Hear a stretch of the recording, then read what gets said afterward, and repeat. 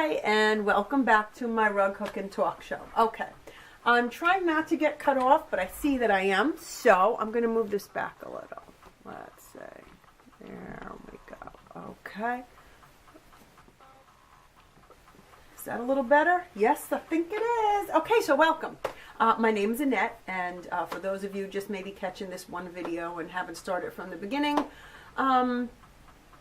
I'm a rug hooker. I've been hooking rugs for a long time, over 20 years. So just bringing you this show so we can rug hook together, and we're not alone because I've never rug hooked with anybody else. So here you go. For those of you just kind of tuning in, I'm working on my new rug. It was in my last video. I did start doing some of the outline on it, as you can see right here. Let me see if I can pick this up and bring it to you. Okay, so there you go. I started doing the outlines. Do I have to do the whole outline of this rug while I'm hooking it? No, I don't have to do that. You can do whatever you like. If you just wanted to do one diamond and the outline of that one diamond and then fill it in with the color you want to fill it in, that is all free for what you want to do. I do want to do the whole outline because I just get a better picture of where I'm going to be placing certain colors. So I want to do the outline of all the diamonds. It seems a little tedious because I have to keep moving this, and I have all these clamps. But as soon as my Anderson frame gets here, which I'm hoping is this week, I could show you that, and then we'll be working on this on the Anderson frame. So that's kind of something I'm still looking forward to. So I've got my cup of coffee. So I'll wait if you want, and I'll just sip away here while if you want to grab a cup of coffee before I start showing you anything of what I usually do, which is I talk about a book and I show you some new kind of weird thing I found another use for. I'm into repurposing stuff, so we don't put it in the landfill, and we don't have to spend money on it, and it gets a new home and a new purpose, and everybody's happy. So, yeah, and I just wanted to share. I just found this out. I drink bottled water from time to time. It's taken in the car. I try not to because of the plastic bottles. I have well water, and I drink that most of the time. But I did find out about Fiji water. Fiji water has a high silica content, which is very good for our bones. So just a little tidbit, Fiji water is the best one on the market for health reasons. So there you go. So I keep a bottle of that down here now. And I had recently bought a curtain. Actually, I bought a curtain to cover up that back room, my oil furnace room area. And it came out of this really cool little plastic bag, which has a little zipper, so it can be closed. And no little critters could get in, like moths or mice or whatever else could hopefully not be crawling around your house. And yeah, so I thought this was really a cool idea to start saving these little zippies because they're clear, they're see-through, and they're free. So, and I just like the way it's just slim. So I mean, if you started to add to this collection of, like I said, the worms, and just putting all the same color worms together, so that when you have that sky to hook, or that tree, or a mountain, or faces, different pinks or beiges or browns or tans, you could just reach for this. And I think it's a good idea that I got from Bee Brock. So can't take credit for it, and passing on that Bee Brock in her book talked about organizing to do your scrappy hook rug. So there you go, a little plastic bag for a little tidbit of information. And what else? Oh, I said I ordered some books. I got one of them in. And just so you know, I don't just do rug hooking books. I'm not a quilter. I have made some quilts, but I'm not what you'd call an avid quilter, someone that has like everything for quilting. I don't. I'm not a quilter. I've made a few little quick quilts for my granddaughter.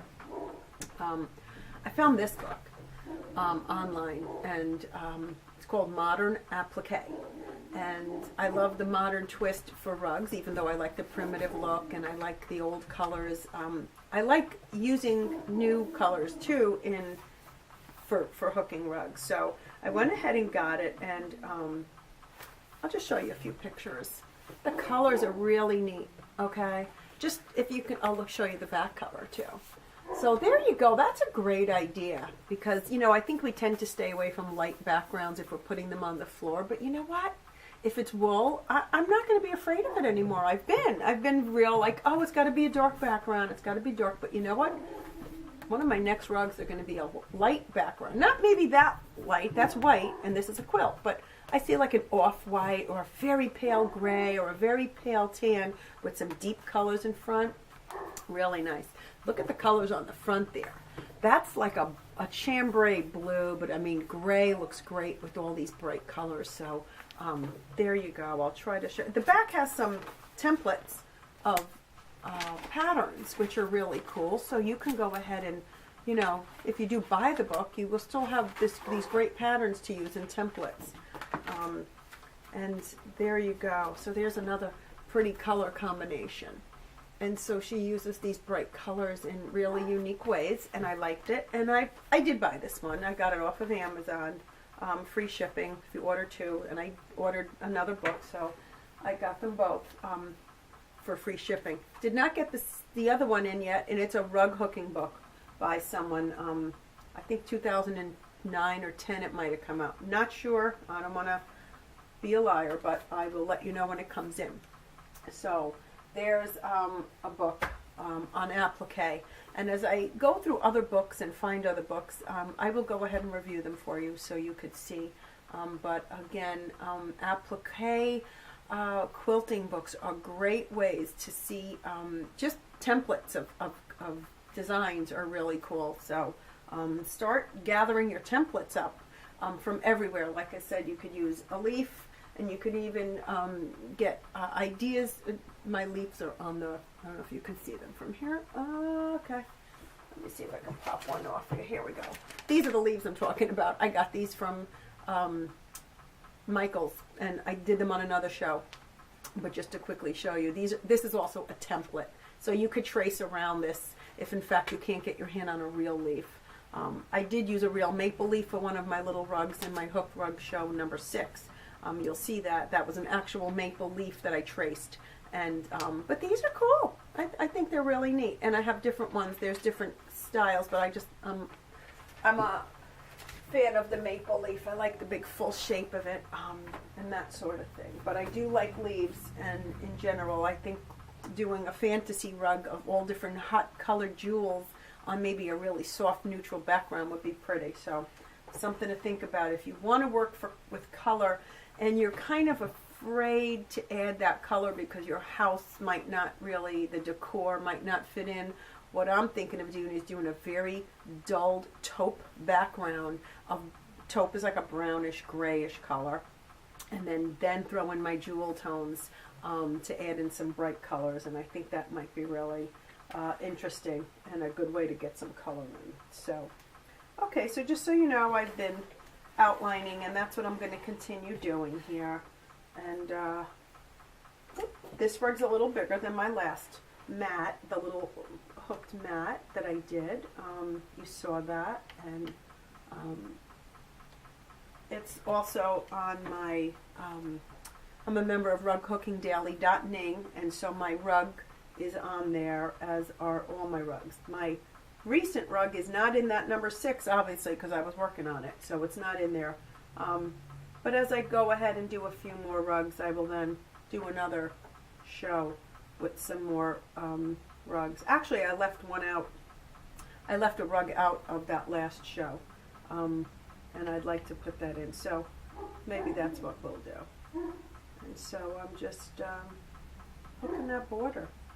And if you're joining me today and you're a solo hooker, you're joining me, and I hope you're enjoying hooking too, along with me. And you have your cup of tea or your cup of coffee or a wine or a water or whatever you like. So just, it's your moment. It's your moment to just relax and enjoy some of your little me time, so to speak. If you're lucky enough to have a little quiet space to do it, then Even better yet, you can play some of your music. But I hope you're listening to me first, so after the video's over, then you could listen to your music. But absolutely not. Go ahead and play music. You don't have to listen to me at all. But I hope we can keep each other a little company as we're hooking along here. So that's it. I light a little candle, and I get that going. It's just part of the little ritual, and I enjoy that. And yeah, so that's about it. We're just moving along here. I think I got that stuck in one of my clamps, so I'm going to have to go and take it out. So, and just so you know, I'm hooking with this is a coarse needle size. I'm assuming that, is that primitive? You know, could be the same. I was hooking with something a little smaller, but I found it was just kind of grabbing too much on the strips. And if you work with yarn, you'll notice that the smaller needles are not, they tend to kind of grab only half of the yarn strand, and you have a little problem. It's splitting, and you got to go back down and pull it up again. So I went with this bigger one, and I got to be honest, I really like it. It's not splitting my fabric. It's grabbing it up pretty well. I've never tried the Hartman hook, and I don't know how that would be. So I you know, I think that's a question I might throw out there, is what kind of hook people use on Rug Hooking Daily, because they've been quite helpful. If you remember, I posed my question about the Gruber frame, which is a swivelly frame, which I thought would be so cool to have a frame that swiveled. But then I got some responses that it doesn't swivel all that easily, and you do have to kind of adjust it each time you swivel it. So you know, this swivels. This is my swivel. This is the way this happens for me. So this was easy enough. I just said, you know what, my frame swivels. It's kind of a swivel frame. So I just thought maybe there was one that was easier. And the way I'm hearing it, it's not all that hard to do. But you know what, at this point, I went with the Anderson, and I'm very excited. So hopefully it'll be coming in. I thought it would be here by now, but, you know, I've got to have patience. Okay. Oh, that is giving me a hard time. Okay. That happens every now and then. I'm hitting up by the wood over here, so it's getting a little hard for me to hook. So what I do is I'll try to hook as much as I could up to it, which is probably not much more than 2 more loops. And then I'm going to stop. Okay. So as you see when you're hooking, I don't know what happens to me when you're hooking a straight line, obviously. This is the first time I'm doing a geometric, because I just never got to it. I have a tendency to hook flowers. So I've been hooking my flowers. And you can see sometimes that it looks like it's not so straight. That straightens out when you hook right up next to it, and you'll see as you're filling it in, it'll straighten up for you, okay? So don't get too crazy. That they're all not right in the same, because as you hook up next to it, you push, and the loops push up against it, and they'll start to straighten it out for you. And don't forget this, it's going to be on the floor, so it's going to be, well, if you're 5 feet, it's probably going to be close to almost 5 feet away from you visually, and so you don't notice all these little imperfections. But this is a hooked rug, and if it has what we call imperfections, then it does. So be it. So that's about all I can get through. Let's see, one more. Yep, one more. Okay, that's it. That's all I can get up for now. So I'm going to just take these little tails off. And we're going to see why I got this stuck in here. So let me go ahead and see if I can pull that one out. It's not this one. It's the next one. Okay, let's see. There we go. I got it. Okay. All right, let's tighten this up. I'm just pulling on the backing underneath here, pulling it taut so I can get these in. So, even though this is a great, inexpensive frame and easy to work, Every time I want to reposition these, I have to take off all these clamps. 1, 2, 3, 4, 5, 6, 7, 8, 9, 10, 11, 12, 13. 13 clamps have to come off and 13 clamps have to go back on. So I have a little tendonitis, and those of you know, I've mentioned it before. Won't bore you anymore with the details. But yeah, so what am I doing here? So yeah, I started looking around for another frame, and for the price, I thought the Anderson frame fit the bill for me.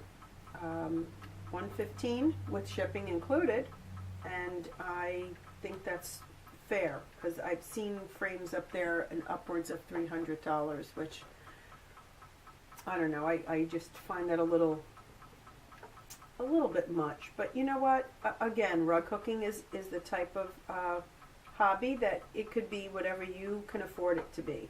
And it doesn't have to stop you if you don't have those funds to purchase these expensive items. You will find a way to hook your rugs. Like me, this is a $29 frame, and I bought it many years ago, and I've hooked some wonderful, pretty rugs on here. But now I figured it was time to invest a little something into my hobby, so as to bring me a little bit more enjoyment and for me to be able to do it without any kind of discomfort. And so that's what I've done. So we'll see how that works out. Oh, another little thing I thought of, besides getting a color card from Seal Harbor Rugs, which is absolutely worth the money, because you can play with those colors and see what that yarn is and what the color looks like in that yarn next to another color. So that's great fun. But I also, let me just pop a few of these off here. These are, we went to paint down here, and there's paint chips, your little sample paint colors at the Home Depot Lowe's store. So I grabbed a few, and I thought they were great for using for even just placing colors near one another on your rug.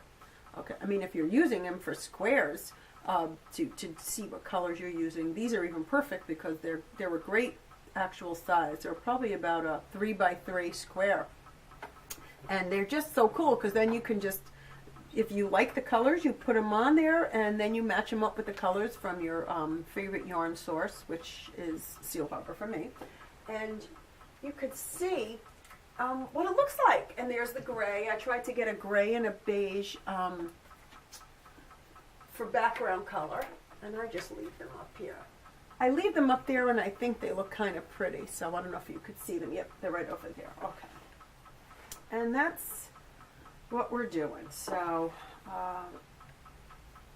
yeah, that's it. We're just trying to get this done. I mean, this is the tedious part of hooking, but it's part of hooking, and I'm enjoying it. So it's all good, you know. Obviously, the real tedious part of hooking is getting that edge done. That when you bind it, that's the real tedious part. Getting a little loose over here, and that you minimize very easily by machine stitching your twill tape on, or your wool edge, because I've done a wool edge. I don't always use the twill tape. And I've even started dyeing my own twill tape to match. If I don't get the perfect match and I don't want to see a different color around that edge or any kind of border, because maybe I already have one, or I just don't want to add to the rug anymore, I will dye it if I need to. And basically that's another easy way, and that is so simple. That is very simple. You basically just wet your twill tape, get it soaked really, really well in hot water.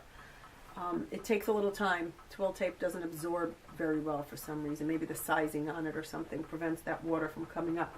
But you just, and I let it sit in hot water in a mason jar. I just put the whole thing in the microwave and heat it up for about a minute, and it gets it really, really hot.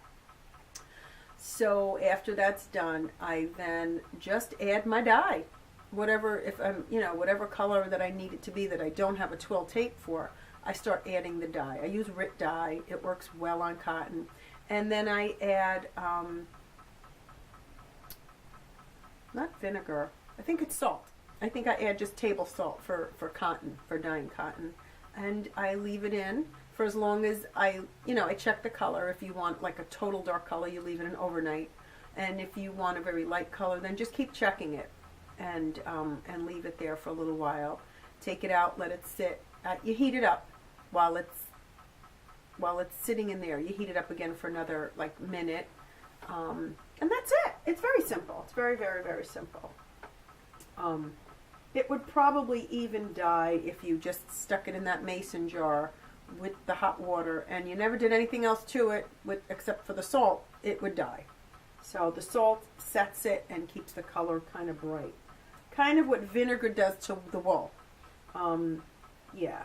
So that's, cotton uses a different setting agent, which I believe, well, it's not so much a setting agent so much as I think it helps to get the dye into the fibers and also set it. So it is necessary, but I think it's salt for cotton. I've done it a few times, so that's one option. And then you could also do wool. A wool binding is really nice too, and I've done that.